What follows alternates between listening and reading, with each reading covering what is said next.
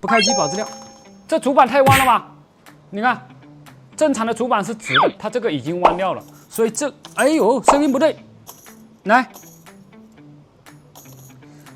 我们仔细看啊，主板上面是没有卡槽的哦，没有卡槽，它能发出这种声音。你们说一下电感掉了几个？抓紧时间猜啊！我们现在这机器是没有修过的，听声音判断电感掉了几个。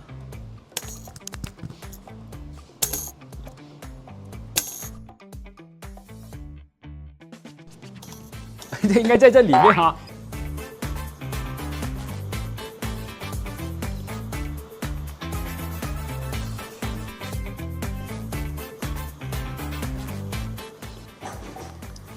被耍好了，哎，在这里啊，方向搞错了，不好意思，不好意思啊。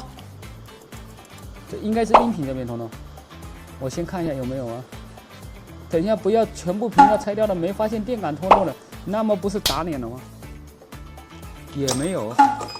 哎呦，那声音是屏蔽较虚的声音吗？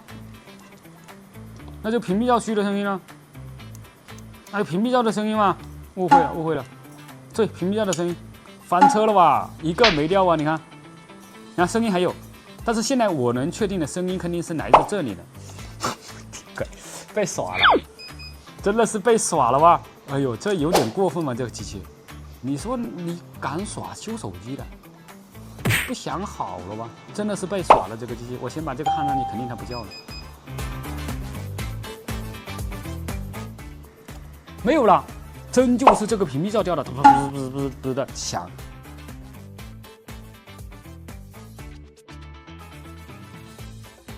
看电流，哎，好了，屏蔽罩虚了。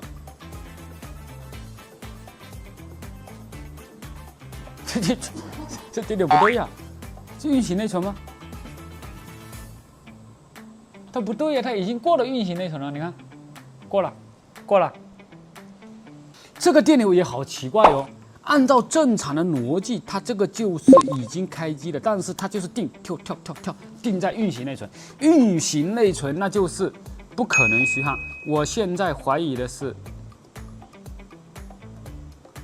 好了，找到问题了。来，刚刚的电流啊，你看仔细了，电感运行内存的供电不足。导致来仔细看啊，仔细看，再看一次。所以呢，这个不要去敲运行内存，敲运行内存就BBQ了，上去下来，它会比正常的多重复一下，会多2个动作不？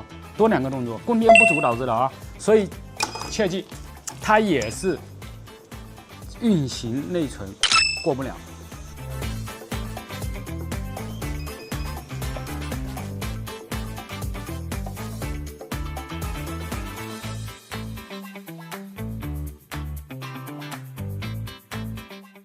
电感，我们为了让它这个机器用原装的零件修复，所以呢，直接给它咸鱼翻身啊，它上面的皮已经没有了，但是还能用啊。OK，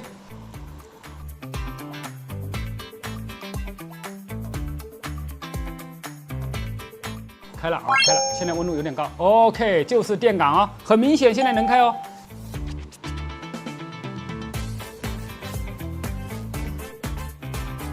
开了啊，真的要保住了，我先看看能不能显示不。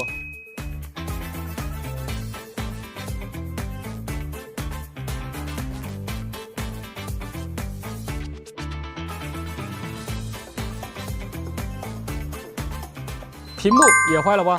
来，看到没有？绿了啊。OK 了啊，机器。